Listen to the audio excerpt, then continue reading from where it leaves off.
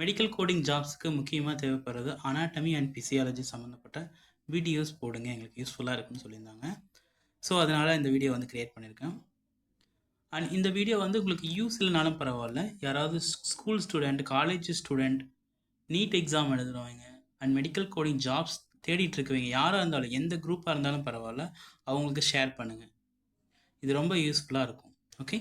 And next என்னென்னா, நிறைய பேர் சப்ஸ்கிரைப் பண்ணாமல் பார்த்துட்ருக்கீங்க. ஸோ சப்ஸ்கிரைப் பண்ணிக்கங்க. அப்போ தான் நான் அடுத்தடுத்த வீடியோஸ் எல்லாம் நிறைய போடுவோம். அது ரொம்ப யூஸ்ஃபுல்லாக இருக்கும் உங்களுக்கு. ஓகே. ஸோ வாங்க வீடியோக்குள்ளே போகலாம். Anatomy and physiology. So anatomy and பிசியாலஜிங்கிறது வந்து ஒரு மிகப்பெரிய வேர்ல்டு. ஓகே. ஸோ இந்த வேர்ல்டை பொறுத்த வரைக்கும் 100% தெரிஞ்சவங்க ஈவன் டாக்டர்னால கூட முடியாது. ஆனால் இருந்தாலும் அவங்க மேக்ஸிமம் தெரிஞ்சு வச்சுருப்பாங்க. பட் நம்மளுக்கு அந்தளவுக்கு தெரியணும்னு அவசியம் இல்லை.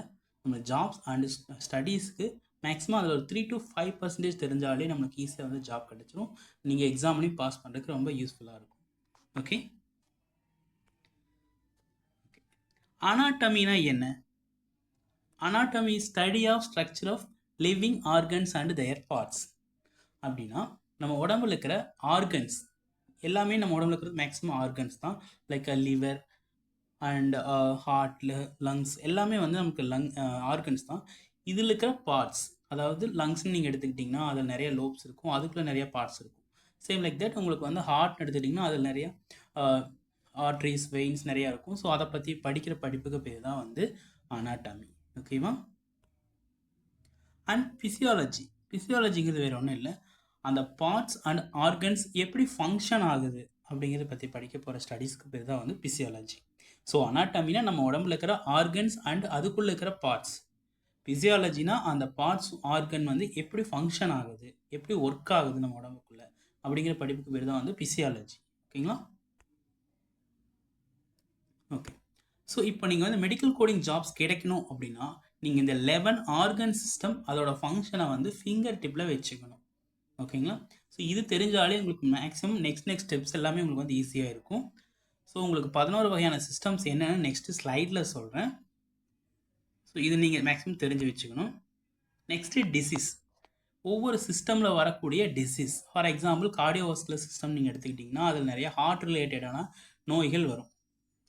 ஸோ அந்த டிசீஸ் பற்றின நிறைய தெரிஞ்சு வச்சுக்கணும். நெக்ஸ்ட்டு காசஸ், அந்த நோய் வரக்கான காரணம் என்னென்ன.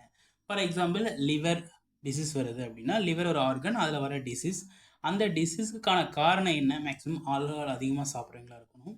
ஸோ அவங்களுக்கு வந்து லிவர் ரிலேட்டடான conditions like liver alcoholic disease and hepatitis disease. So இந்த மாதிரியான கண்டிஷன்ஸ் எல்லாம் லிவரில் வரும்.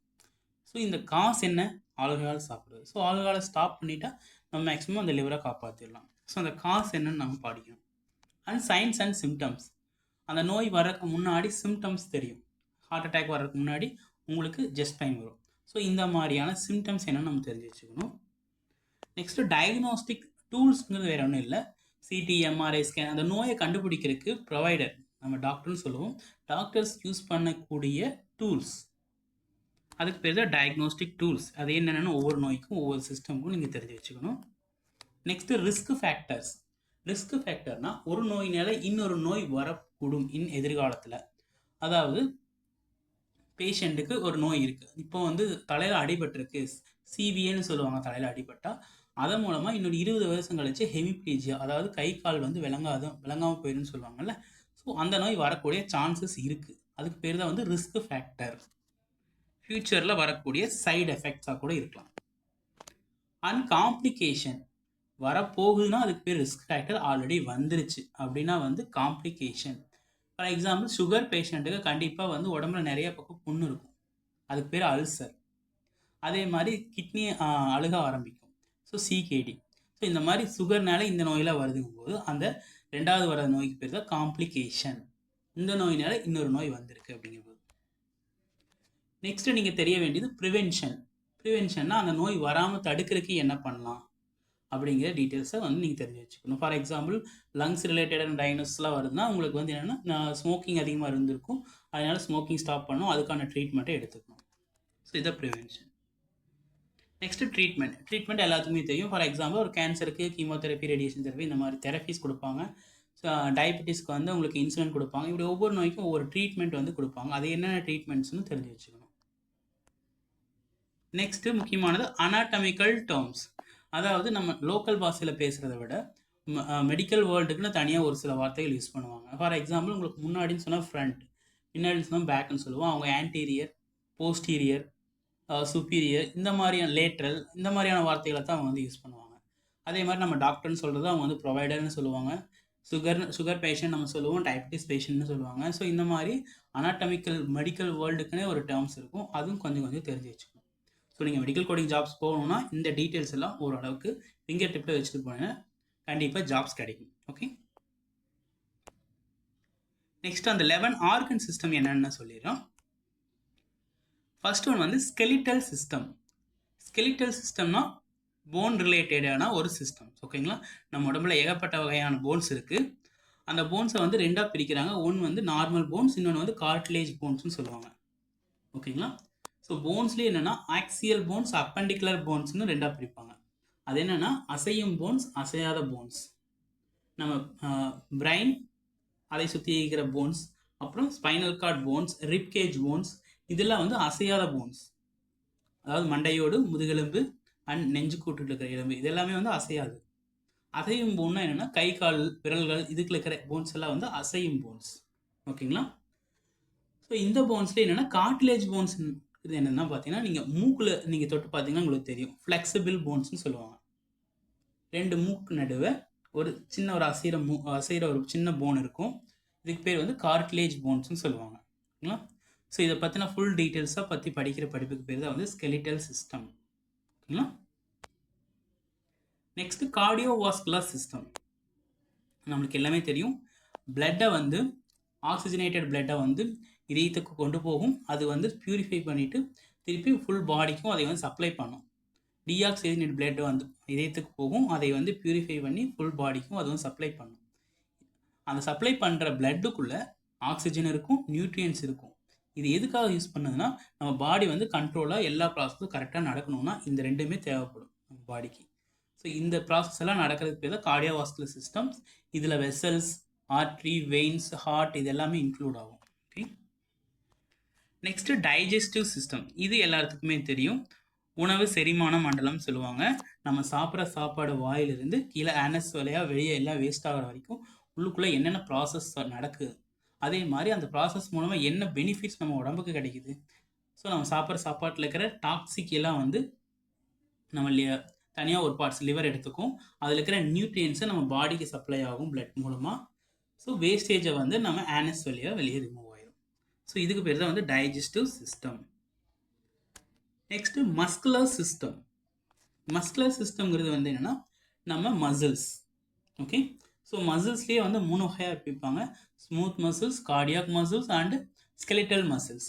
அதாவது நம்ம உடம்புல இருக்கிற போன்ஸ் வந்து வெறும் போன்ஸ் அசையாது, அதுக்கு ஒரு ஃப்ளெக்சிபிளான ஒரு மசில்ஸ் பக்கத்தில் இருந்ததுன்னா மட்டும்தான் அது வந்து அசையும்.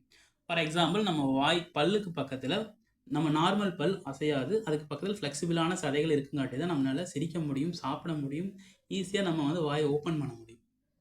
ஸோ இந்த மாதிரி மசில்ஸை பற்றி என்னென்ன மசில்ஸ் நம்ம உடம்புல இருக்குது, அது எப்படி ஃபங்க்ஷன் ஆகுதுன்னு பற்றி படிக்கிறது பேர் தான் muscular system. Next nervous system. Nervous சிஸ்டம்ங்கிறது வேறு ஒன்றும் இல்லை, control body activities through electrical and chemical signal. அதாவது நம்ம மூளையில் ஒரு சிக்னல் இருக்கும், நம்ம மூளை வந்து இதை எடு அப்படின்னு சொல்லும்போது நம்ம கை போய் எடுக்குதுன்னா ஒரு சிக்னல் நம்ம உடம்புல பாஸ் ஆகும், ஒரு கெமிக்கல் சிக்னல். ஓகேங்களா, அது நரம்புகள் மூலமாக அந்த ஃபங்க்ஷன் நடக்கும். ஸோ அந்த பொருளை வந்து அது எடுக்கும். அதே மாதிரி யாராவது ஒருத்தர் நம்ம டச் பண்ணுறாங்க அப்படின்னா கூட நம்ம உடனடியாக அந்த சிக்னல் வந்து நம்ம மூளைக்கு போகும். ஸோ நம்ம யாரோ டச் பண்ணுறாங்க அப்படிங்கிற சிக்னலை வந்து மூளைக்கு கொண்டு போகும். ஸோ இந்த மாதிரி நம்ம பாடியில் இருக்கிற எல்லா ஆக்டிவிட்டீஸ்க்கும் வந்து கெமிக்கல் சிக்னல்ஸை வந்து ஃபங்க்ஷன் ஆகிறதுக்கு பேர் தான் வந்து நர்வஸ் சிஸ்டம். ஓகேங்களா, next immuno lymphatic system. So இது எதுக்காக யூஸ் ஆகுதுன்னா நம்ம உடம்புல இருக்கிற ஃப்ளூயிடை வந்து பேலன்ஸாக வச்சுக்கும். நெக்ஸ்ட் வந்து இம்யூனோ ஃபங்க்ஷன்ஸை வந்து ப்ராப்பராக நடக்க உதவும். நோய் எதிர்ப்பு சக்தி வந்து கரெக்டாக நம்ம உடம்புல ஃபங்க்ஷன் ஆகணும். அதே மாதிரி நம்ம இருக்கிற உடம்புல இருக்கிற வேஸ்ட் அந்த ஃப்ளூயிட்ஸை வந்து பேலன்ஸ் பண்ணுறதுக்கு இது எல்லாமே யூஸ் ஆகுறது தான் வந்து lymphatic system. So next urinary system. இது மேக்ஸிமம் எல்லாரும் தெரிஞ்சு வச்சுருப்பீங்க. Filters our blood, removing waste and excess water. So பிளட்டில் இருக்கிற ஒரு தேவையில்லாத நச்சுத்தன்மையுள்ள பொருட்களையும் அதே மாதிரி நம்ம உடம்புல இருக்க தேவையற்ற வாட்டர்ஸ் இது எல்லாமே வந்து ரிமூவ் பண்ணுறதுக்கு பேர் தான் வந்து யூரினரி சிஸ்டம். இதில் நீங்கள் தெரியும் நம்மளுக்கு யுரேத்ரா அண்டு பிளாடர் இது எல்லாமே வந்து அதில் இன்க்ளூட் ஆகும். ஓகேங்களா. Next integumentary system. Integumentary system தான் உள்ளதிலே பாடியில் பெரிய ஆர்கன்ஸ், அதாவது தோல் அது சம்மந்தப்பட்ட ஒரு பார்ட்ஸ். ஓகேங்களா. ஸோ வெறும் மசில்ஸும் போன்ஸ் மட்டும் இருந்தால் வந்து நம்ம உரிச்ச கோழி மாதிரி தான் இருக்கும். ஸோ அந்த இடத்துல நம்ம மேலே மூடுறதுக்காக தான் அந்த தோல் சம்மந்தப்பட்ட ஒரு பார்ட்ஸ் இருக்குது. ஸோ இதில் டெர்மிஸ் எபிடெர்மிஸ் நிறைய பகுதிகள் இருக்குது. நம்ம கருஞ்சதை வரைக்கும் சொல்லுவோம்ல, இது எல்லாமே வந்து இதில் தான் வரும், இன்டெகுமெண்ட்ரி சிஸ்டமில் தான் வரும். ஓகேங்களா. Next endocrine system. Endocrine system வந்து ஹார்மோன்ஸை ப்ரொடியூஸ் பண்ணுறது. நம்மளுக்கு தெரிஞ்ச ஹார்மோன்ஸ் என்னென்னா நம்ம செக்ஸுவல் ப்ரொடக்ஷன் மட்டும் தான் நம்ம யூஸ் பண்ணணும்னு நினச்சிட்டு இருக்கோம். ஆனால் அப்படி கிடையாது. நிறைய ஹார்மோன்ஸ் க்ரியேட் ஆகும். தைராய்டு ஹார்மோன்ஸ், பிட்யூட்ரி கிளாண்ட்ஸ் மூலமாக வர ஹார்மோன்ஸ், இது எல்லாமே வந்து எல்லா ஃபங்க்ஷனுக்குமே இந்த ஹார்மோன்ஸ் கண்டிப்பாக தேவைப்படும். ஒரு மெட்டபாலிசமாக இருக்கட்டும் இல்லை மற்ற எல்லா ப்ராசஸ்க்குமே வந்து ஹார்மோன்ஸ் கண்டிப்பாக தேவைப்படும். ஓகேங்களா. ஸோ இதையெல்லாம் ப்ரொடியூஸ் பண்ணி அது எப்படி ஃபங்க்ஷன் ஆகுங்கிறது படிக்கிறதுக்கு பேர் endocrine system. Next respiratory system. So respiratory system maximum எல்லோரும் தெரிஞ்சிருப்பீங்க. நம்ம மூக்கு வழியாக வந்து ஆக்சிஜனேட்டட் பிளட்டை வந்து ஆக்சிஜனேட்டட் ஏர் வந்து நம்ம உடம்புக்குள்ள போகும். அது நுரையீரல் வந்து பிளட்டாக கன்வெர்ட் ஆகி உடம்புக்கு பிரித்து கொடுக்கும். அதே மாதிரி இதயத்திலிருந்து டீஆக்சிஜனேட்டட் பிளட் வரும். அதை அப்படியே கார்பன் டை ஆக்சைடாக மாற்றி நம்ம மூக்கு வழியாக மறுபடியும் வெளியே விட்டுரும். ஸோ இந்த ப்ராசஸ் நடக்கிறதுக்கு பேர் தான் வந்து ரெஸ்பிரேட்டரி சிஸ்டம்.